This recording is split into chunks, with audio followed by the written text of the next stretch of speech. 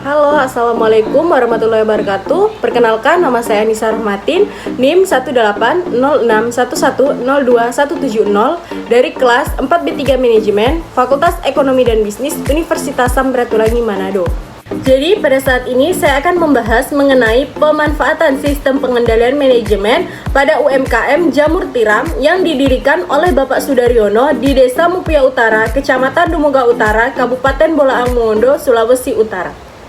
Berdasarkan hasil wawancara yang dilakukan, bahwa usaha bisnis jamur tiram Bapak Sudaryono sudah berjalan kurang lebih 4 tahun, yaitu dimulai sejak tahun 2017 sampai dengan sekarang.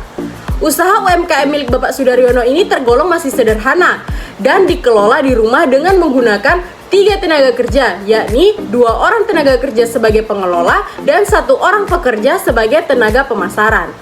Gaji tenaga kerja untuk 3 orang pekerja yaitu masing-masing sebesar 1 juta rupiah. Jamur tiram milik Bapak Sudaryono rata-rata per bulan berproduksi sebesar 250 kg yang harga jual per kilogramnya yaitu 30.000. Jadi, laba bersih usaha jamur tiram yang sudah dikurangi dengan semua pengeluaran rata-rata per bulan kurang lebih adalah sebesar 3 juta rupiah. Nah, dimungkinkan dengan bertambahnya jaringan pemasaran, jumlah produksi, maka keuntungan akan lebih meningkat.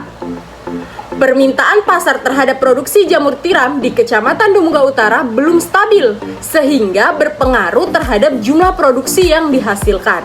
Sedangkan produksi jamur tiram milik Bapak Sudaryono sering terjadi gagal panen akibat cuaca yang tidak menentu, sehingga sering terjadi lonjakan permintaan yang belum terpenuhi, rata-rata sekitar 35%. Usaha jamur tiram milik Bapak Sudaryono, permintaan produk akan meningkat tajam di bulan Agustus sampai November saat musim hujan.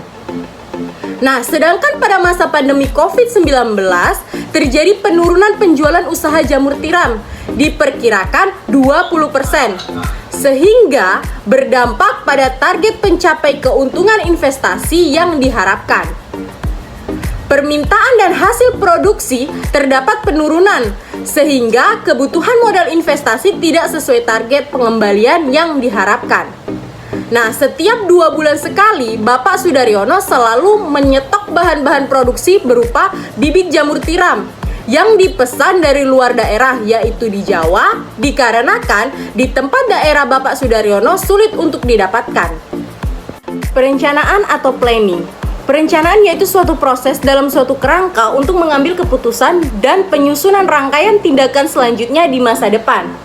Nah, Bapak Sudaryono menyebutkan, untuk tujuan bisnisnya memberikan kepuasan pelanggan terhadap pelayanan ini, khususnya pelanggan-pelanggan baru yang biasanya baru tahu dan baru mencoba. Dan pastinya mencari keuntungan, juga seperti bisnis pada umumnya dan juga menjadikan usaha ini sebagai ladang pahala.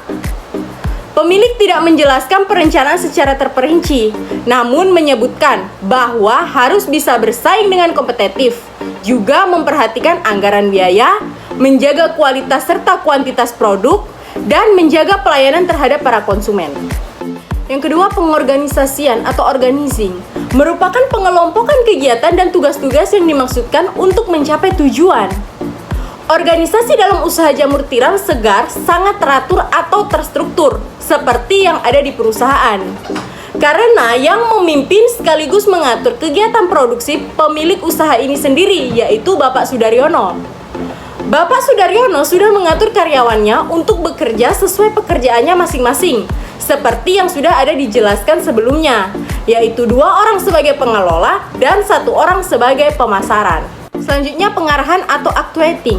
Tidak lain merupakan upaya untuk menjadikan perencanaan menjadi kenyataan, dengan melalui berbagai petunjuk dan pemotivasian agar setiap karyawan dapat melaksanakan kegiatan secara optimal sesuai dengan peran, tugas, dan tanggung jawabnya. Dengan menerapkan fungsi manajemen actuating, pemilik usaha jamur tiram milik Bapak Sudaryono sekaligus manajernya dapat memberikan perintah dan mengawasi setiap pekerjaan karyawannya, dan selalu berinteraksi dengan baik antar karyawan. Yang terakhir, pengendalian atau controlling. Pengendalian adalah suatu upaya yang sistematis untuk menetapkan standar prestasi dengan sasaran perencanaan.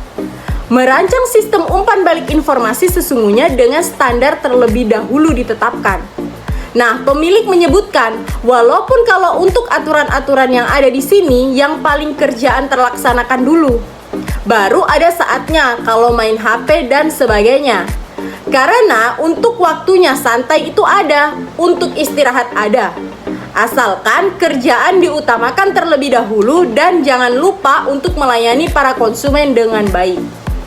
Dari hasil wawancara yang saya lakukan, menurut saya Bapak Sudaryono dalam mengelola bisnisnya sudah cukup baik, dikarenakan bisa memisahkan antara keuangan bisnis dan juga keuangan pribadi.